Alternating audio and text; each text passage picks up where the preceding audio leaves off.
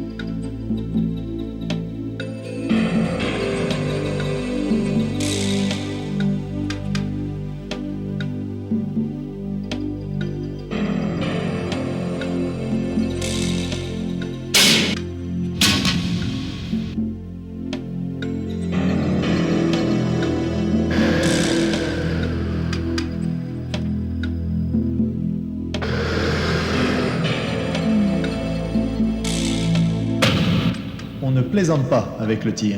Geste de haute précision, geste de transmission de force, nous cherchons à y appliquer la même rigueur de protocole que les tireurs à l'arc.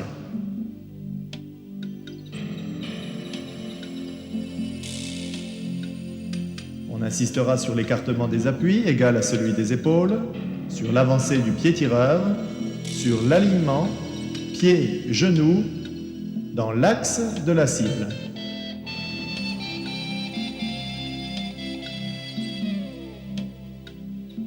On insistera aussi sur le placement des mains, une main qui tire, une main qui guide, les doigts écartés, balle tenue avec la palme, pas dans la paume.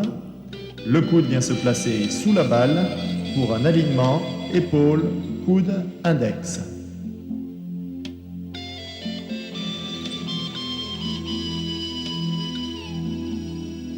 Les points d'ancrage pour le regard peuvent être soit la planche, et plus particulièrement le point supérieur du rectangle, soit le bord arrière du cercle. L'armée du tir, c'est le moment dynamique de transmission des forces du train inférieur au train supérieur. Cette phase, extrêmement sensible, doit surtout s'attacher à conserver l'alignement initial. Pour cela, il faut insister sur la coordination jambes-bras, coudes et genoux descendent simultanément, sur l'alignement œil-ballon-cible, sur l'extension complète du bras vers le haut et vers l'avant. Voici l'instant clé où l'on accompagne la balle jusqu'à son objectif final. Le repère intéressant est de chercher à finir les doigts dans le cercle et de tenir longtemps sa position. Il faut aussi être capable de donner un effet rétroactif au ballon, le fouetté du poignet permettant aux doigts de faire tourner la balle vers l'arrière.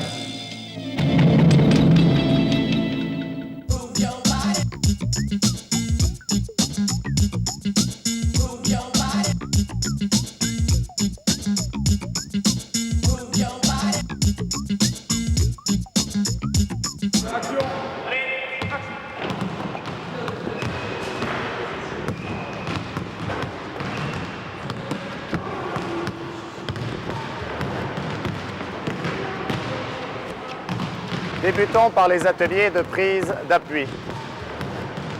On cherchera très rapidement à fixer la cible du regard, placer son coude sous la balle avec l'appui tireur légèrement décalé vers l'avant.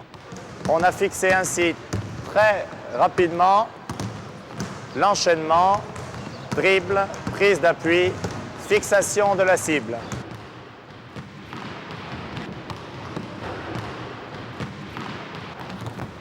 Voici, dans le même esprit, un atelier qui consiste en un travail d'alignement-fixation de la chaîne du tir. Après, des réceptions sur appui variées en rotation, demi-tour, quart de tour. Nous arrivons maintenant à un travail caractéristique des prises d'appui spécifiques pour le tir, en simultané, travail de prise d'appui en rotation de type vrille et travail de prise d'appui dit alternatif, droite-gauche, gauche-droite.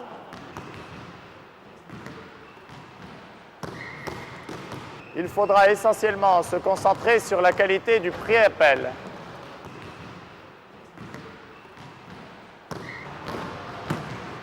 Consacrerons-nous à un des problèmes caractéristiques des prises d'appui qui consiste à faire face le plus rapidement possible à la cible. Pour cela, nous allons utiliser la gamme des pivotés, pivotés en engagé,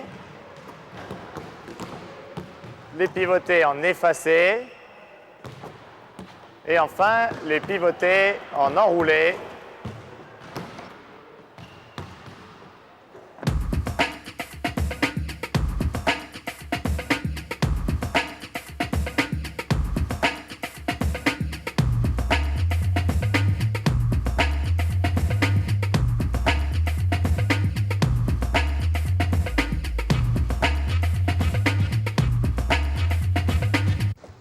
Dans ce deuxième groupe d'ateliers spécifiques au travail d'armée et gainage, nous découvrons le premier atelier qui consiste à enchaîner une succession de bondissements dans des plans différents. Plan avant-arrière, plan surélevé haut-bas, plan latéral, droite-gauche.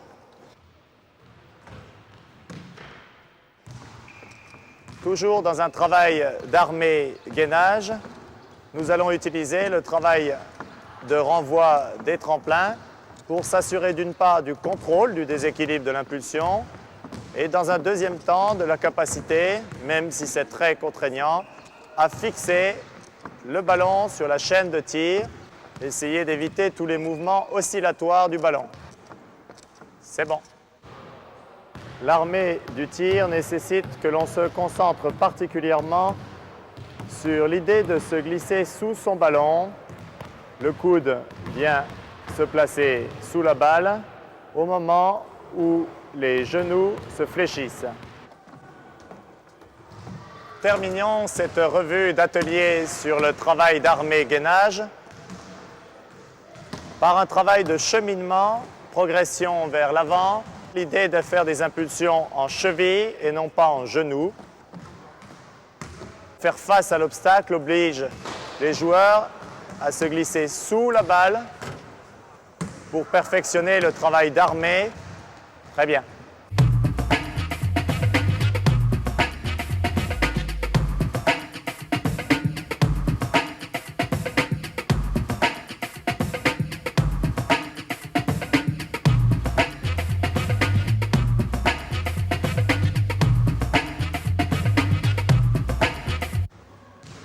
Il s'agit ici de créer la bonne plateforme de tenue de balle dans un premier temps. Et enfin, travail, extension des bras, finition du geste avec un ballon qui tourne vers l'arrière. Le coude passe sous la balle, extension des doigts. On finit dans le cercle.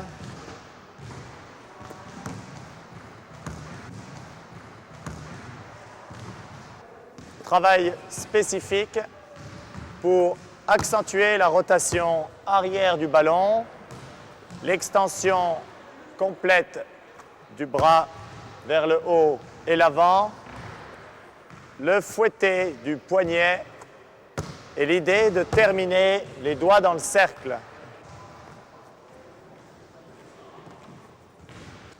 Travail spécifique où on utilise le tremplin comme élément fixateur de l'impulsion, ce qui permet de se concentrer particulièrement sur l'extension complète des bras vers le haut et l'avant, sur la finition du tir, l'idée de terminer les doigts dans le cercle et de tenir sa position.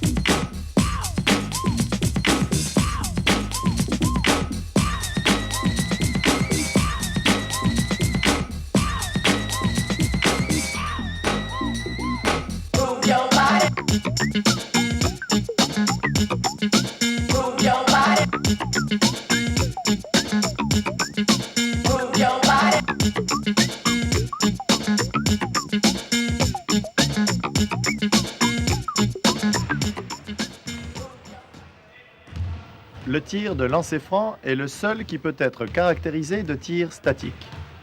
Bénéficiant d'un temps de préparation constant et beaucoup plus long, il doit être l'occasion de mettre en place un véritable rituel d'exécution, immuable quelle que soit la situation. Chaque joueur s'appropriera son protocole en tenant compte de ces quelques remarques. La préparation des appuis, le pied tireur toujours face au cercle, la tenue de balle, toujours le même nombre et le même rythme de dribble préparatoire, le temps de concentration, respiration, l'idée d'accompagner longtemps son tir, et enfin, la détermination propre à évacuer le contexte émotionnel de ce type de tir.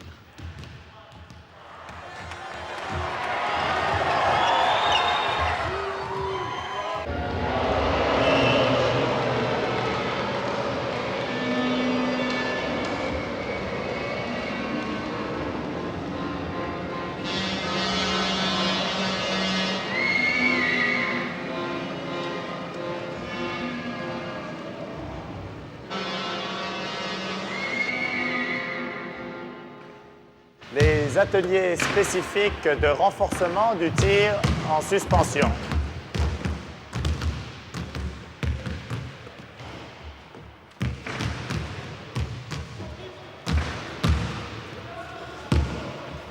Une fois de plus, on insistera sur la qualité du préappel et sur la variété des impulsions de type simultané ou alternatif. Le travail sans dribble, dans un premier temps, permet de rentrer dans son assiette de tir et de se concentrer sur l'idée de tenir sa position. Très rapidement, nous pouvons rajouter les prises d'appui consécutives au dribble, toujours en alternance simultanée alternatif.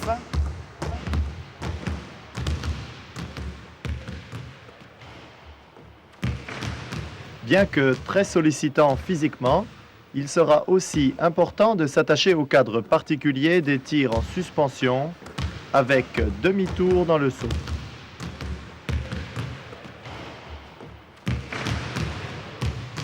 On pourra aussi améliorer le temps de suspension en obligeant, par l'effet de la corde, à décoller avant de lâcher son ballon.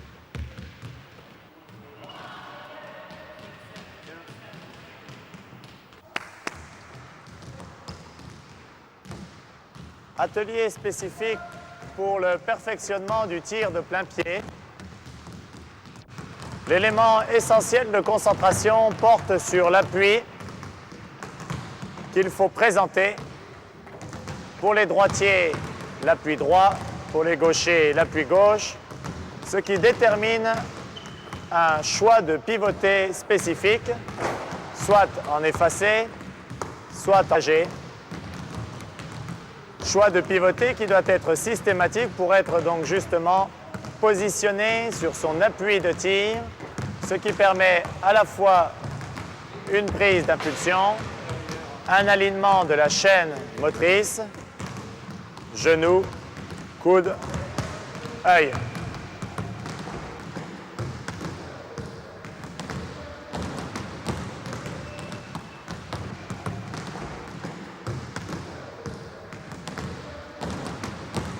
Les ateliers de renforcement spécifiques pour le tir en course.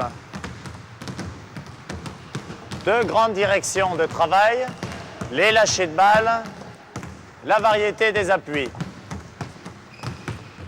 Lâcher de balles basses, dites lay-up ou lay-back. Lâcher de balles hautes, de type bras roulé ou tir crochet. Dans les structures d'appui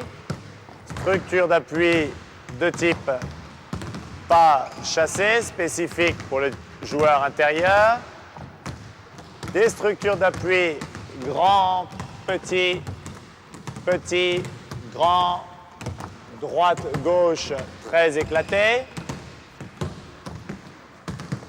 Sur le travail d'appui, on varie les lâchers de balles. Sur le travail de lâcher de balle, on varie les appuis.